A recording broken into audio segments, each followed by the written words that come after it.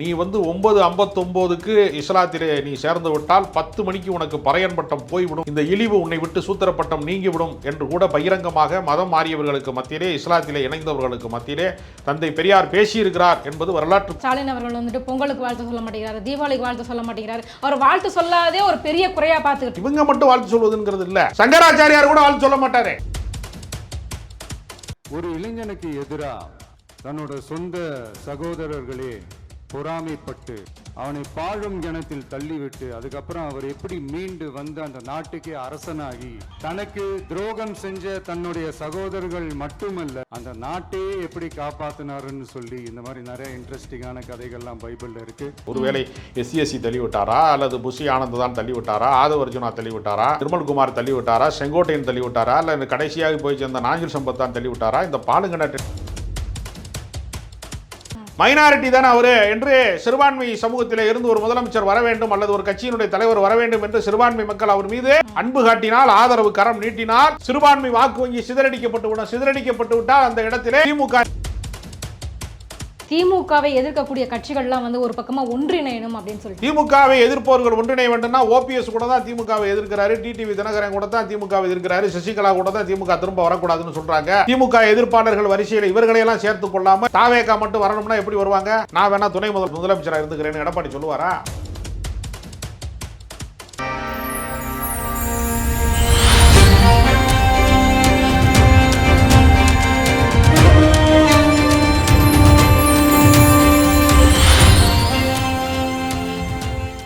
வாகை தமிழ் நேர்களுக்கு வணக்கம். இன்றைய நேர்காணலில் நம்மோடு இணைந்திருக்கிறார் அரசியல் விமர்சகர் திரு ராஜகம்பீரன் அவர்கள். பாருங்கள், பேசுவோம். வணக்கம் சார். வணக்கம். இன்றைய தினம் பார்த்தீங்க அப்படின்னா சமத்துவ கிறிஸ்துமஸ் வந்துட்டு கொண்டாடி இருக்கிறார் விஜய் அவர்கள். நிறைய விஷயங்கள் வந்து பேசியிருக்குது. முக்கியமாக நான் வந்து மதச்சார்பற்ற கொள்கைகளுக்கு ஒப்பானவன் அப்படின்ற மாதிரி பேசியிருக்கிறாரு.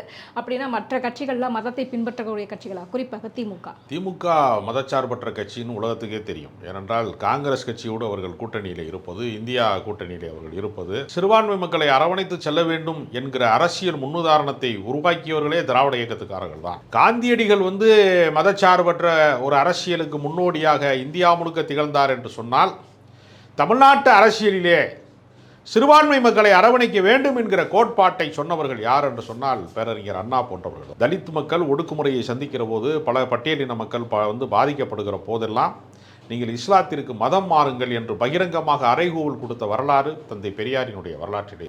இன இழிவு நீங்குவதற்கு இஸ்லாமே மாமருந்து.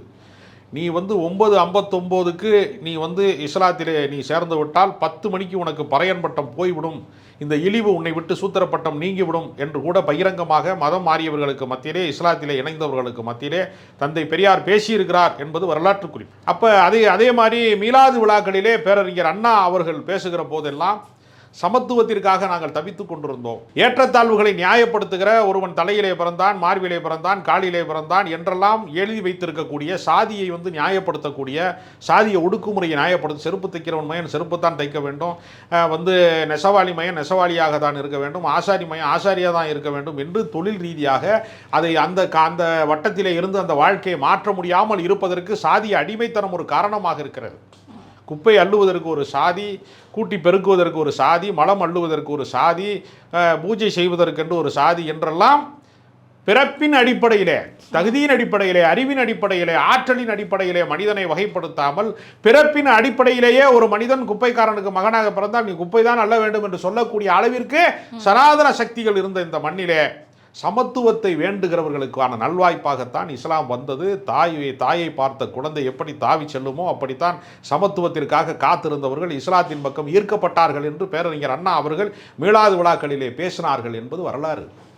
எனவே சிறுபான்மை மக்களுக்கான அரவணைப்பை உருவாக்க வேண்டும் என்பது காந்தியடிகளுக்கு தொடங்கி பேரறிஞர் அண்ணாவிலே இருந்து, தந்தை பெரியாரிலிருந்து, கலைஞர் கருணாநிதியிலிருந்து திராவிட இயக்கம் ஒரு பெரிய மரபாக பின்பற்றி வருகிறது. அதனால் தான் அவர்கள் என்ன செய்வார்கள் என்றால், இப்தார் விருந்து விழாவிற்கு போவார்கள், கிறிஸ்துமஸ் விழாவிற்கு போவார்கள், சமூக நல்லிணக்கம் சார்ந்த விழாக்களிலே போய் செய்வார்கள்.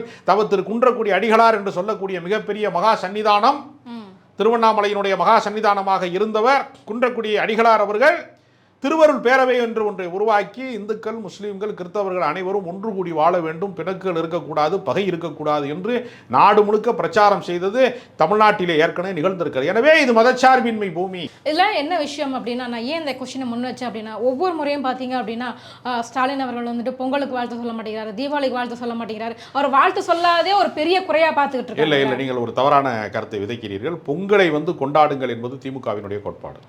சமத்துவ பொங்கலை கொண்டாடுவது என்பதை வந்து திமுக வந்து மிக நெடுங்காலமாக பின்பற்றி வருகிறது. அரசியல் கட்சியை வந்து பொங்கல் விழா நடத்துவார்கள். எப்படி வீடுகளிலே பொங்கல் விழா நடத்துவார்களோ அதுபோல பொங்கல் அன்றைக்கு வந்து தைப்பொங்கல் அன்றைக்கு அதுதான் மதங்களுக்கு அப்பாற்பட்ட பண்டிகை. தீபாவளி வந்து ஒரு மரணத்தை கொண்டாடுகிறது, மகாவீரருடைய மரணத்தை வந்து அவர் மறைந்த தினத்தை வந்து அது கொண்டாடுகிறது. எனவே ஏற்கனவே இருக்கக்கூடிய சமண சமயத்தை ஒழித்ததற்கான ஒரு நாளாக அது இருக்கிறது. வரலாற்றில் அதற்கான வேறு காரணங்கள் இருக்கிறது. அதுபோக மரணத்தை கொண்டாடுகிற மரபு என்பது தமிழர்களினுடைய மரபு கிடையாது. பண்பாட்டு ஆய்வாளராக இருக்கக்கூடிய பரமசிவன் அவர்கள் சொன்னார்கள், பொங்கல் கொண்டாடுவது என்பது பருவநிலையோடு தொடர்புடையது. விவசாயம் வந்து செழித்து அறுவடை காலம் வந்தபோது மனிதன் மகிழ்ச்சியை கொண்டாட வேண்டும் என்பதற்காக பொங்கல் கொண்டாடுகிறான். அதற்காக உழைத்த மாடுகளுக்கு கூட பொங்கல் வைக்கிறான். அது வந்து பண்பாடோடு தொடர்புடையது, பருவநிலையோடு தொடர்புடையது. ஆனால் தமிழ்நாட்டிலே வந்து வேட்டு வெடிப்பது, புகையாக மாற்றுவது என்பது தமிழ்நாட்டினுடைய பண்பாட்டோடு தொடர்புடையது அல்ல என்று பண்பாட்டு ஆய்வாளர் பரமசிவன் போன்றவர்கள் எல்லாம் சொல்லி இருக்கிறார்கள். அதனால புராண இதிகாச மரபை வந்து திராவிட இயக்கம் ஏற்றுக்கொள்ளவில்லை என்கிற காரணத்தினால தீபாவளிக்கு வாழ்த்து சொல்வது இல்லை என்று இவங்க மட்டும் வாழ்த்து சொல்வதுங்கிறது இல்லை. சங்கராச்சாரியார் கூட வாழ்த்து சொல்ல மாட்டாரு, அது பல பேருக்கு தெரியாது.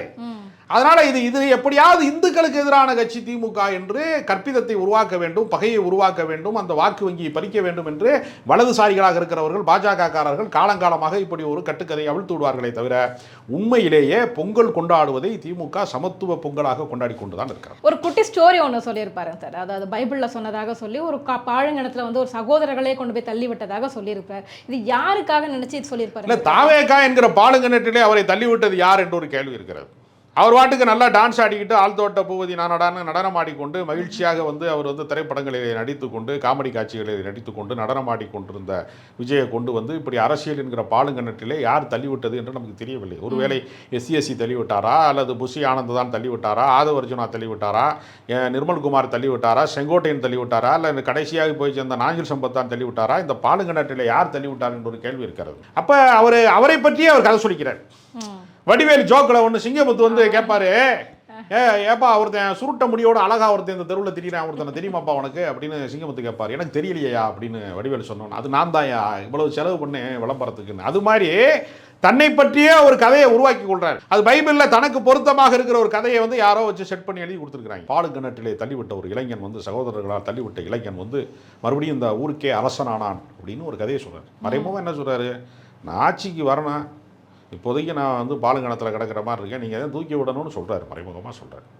அப்படித்தான் அதை புரிந்து அவருக்கு அவரே சொல்லிக்கிற கதையா இது? ஆமாம், தன்னைத்தானே ப்ரொமோட் பண்ணுறாரு, சுய விளம்பரம், சுய தம்பட்டம் அடித்துக் கொள்கிறார். சமூக நல்லிணக்க தலைவர் அப்படின்னு சொல்லிட்டு ஒரு பொன்னாடையெல்லாம் வேற போர்த்திருக்கிறார். அந்த அளவுக்கு சமூக நல்லிணக்கத்தோடு இருக்கிறவரா விஜய் அவர்கள்? அப்படிதான் பார்க்குறீங்களா அவரை? இல்லை, சமூக நல்லிணக்கம் என்பது வந்து ஏற்கனவே இருக்கக்கூடிய மரபு. அது விஜய் வந்து புதிதாக தோற்றுவிக்கவில்லை. நான் அதுக்கு தான் பேரறிஞர் அண்ணாவிலே தொடங்கி பல கருத்துக்களை நான் சொன்னேன். இப்போ அவர் என்னன்னா, இந்த சமூக நல்லிணக்கத்தை சீரழிப்பதற்காக சிறுபான்மை சமூகத்திலே இருந்து கிறிஸ்தவ சமுதாயத்திலிருந்து ஒருத்தர் வந்திருக்கிறார் என்பதற்காக அவர் மீது அபிமானம் கொண்டு கிறிஸ்தவ ஓட்டுகளை போட்டியன்னா திமுகவினுடைய வாக்கு வங்கி பிரிந்துவிடும்.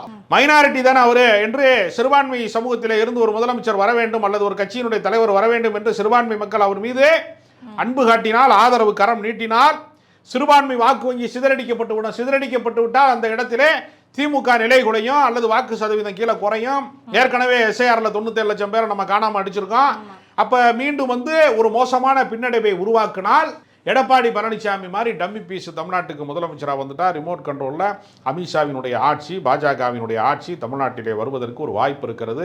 மரத்திலே செய்யப்பட்டது தான் கோடாரி, அது மரத்தை வெட்டுகிற போது சத்தம் கேட்கிற போது நம் மரத்தால் செய்யப்பட்டதானே, நம்மளுடைய இனத்தால் செய்யப்பட்டதானே என்று மரம் கருதினால் மரம் வீழ்வது உறுதி. அதுபோல சிறுபான்மை சமூகத்திலே இருந்து விஜய் வந்து விட்டார் என்று கருதினார் சிறுபான்மை மக்களினுடைய வீழ்ச்சிக்கு அது காரணமாகிவிடும். ஏன்னா இப்போ நிறைய பேர் அதான் சொல்லிட்டு இருக்காங்க. என்ன அப்படின்னா, அவர் வந்து கிறிஸ்டியானிட்டி ஓட்டெல்லாம் வந்து நிறைய பேர் வந்து செதற ஆரம்பிக்கும், கண்டிப்பாக தாவேகா பக்கம் பிரியும்.